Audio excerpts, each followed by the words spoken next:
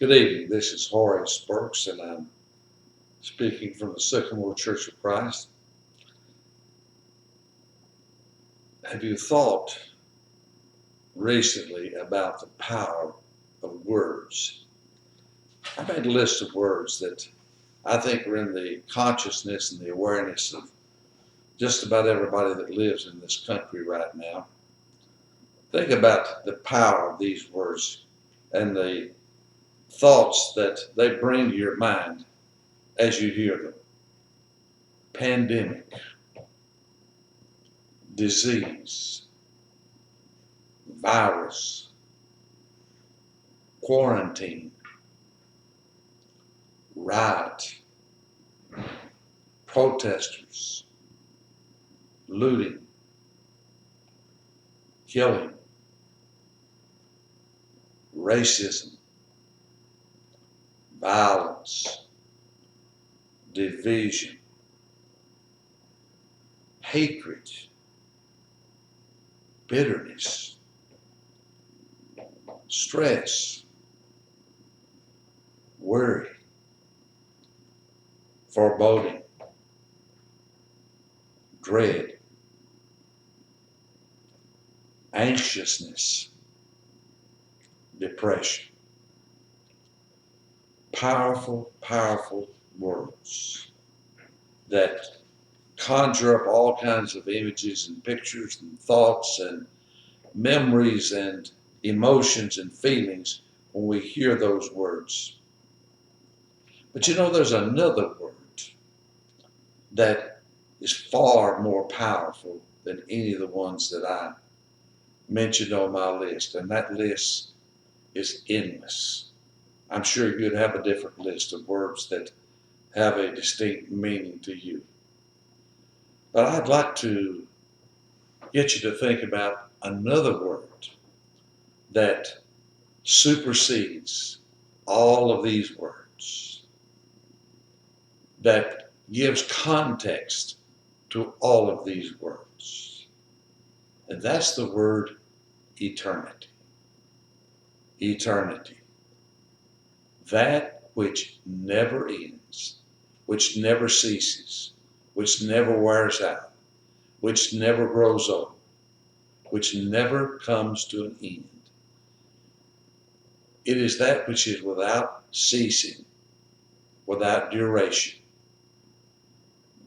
worlds without end, eternity.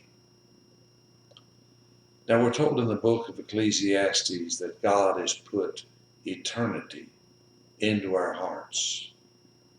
There is something within man that tells us instinctively that there is something greater, more powerful, more enduring, more lasting outside of us. That feeling is the feeling of eternity. And the reason I say that this word supersedes all these others on my list or anyone else's list is that eternity is something that is relevant to all of us because it puts everything in its proper place. It puts worry, doubt, depression, anxiety, disease, sickness, killing, violence. It puts all of those things in the proper context because in the 25th chapter of Matthew, Jesus speaks about a great day, the greatest of days, the day when the things of this world will come to a conclusion. And the only thing that mankind will have on his mind that day is eternity. In Matthew 25, Jesus describes it like this. He says, when the Son of Man shall come in his glory, and all the holy angels with him, then shall he sit upon the throne of his glory. And before him shall be gathered all nations, and he shall separate them one from another, as a shepherd divideth his sheep from the goats. All nations. That means that all men, everywhere, of all time, will be gathered together. There will be no exceptions. You won't be somewhere else that day. I won't be away on a journey that day. We will all be gathered together, all nations, all that dwell upon the earth and ever have dwelt upon the earth. And the reason I say that eternity puts all of these other words into their proper context. In that day, all these other feelings and emotions and anxieties that we have will fade into nothingness because on that day, because of that word, eternity, knowing that each of us will be somewhere in eternity forever and ever and ever and ever, either with God or away from God.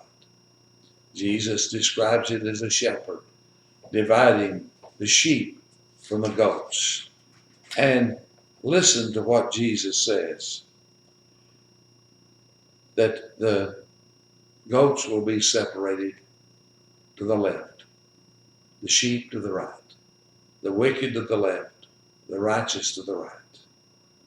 And he says, and these shall go away into everlasting punishment, speaking of those on the left hand, but the righteous into life eternal. Punishment that is never ending. Blessings that are forever. Doesn't that put a little sharper focus on the things that are going on around us now, that they are all for just a little while, just a short time? We're all waiting for the virus to be over with and brought to submission by vaccine or by time or by the introduction of some other disease that we've not even heard of. That all these things will pass. So the burning question for us is, where will we be on that great and glorious day? Where will we be in eternity? If you're not sure about the answer to that question, or you have doubts, or you have concerns, or you know that you would be on the left hand, and you'd like to study about these matters. These matters are the most important matters that we face in this life, far more than the pandemic, far more than the social problems that are going on around us now. Because the way we respond to those things is going to be dependent in a large measure on our preparation and our confidence in meeting our God and knowing that He will take care of us.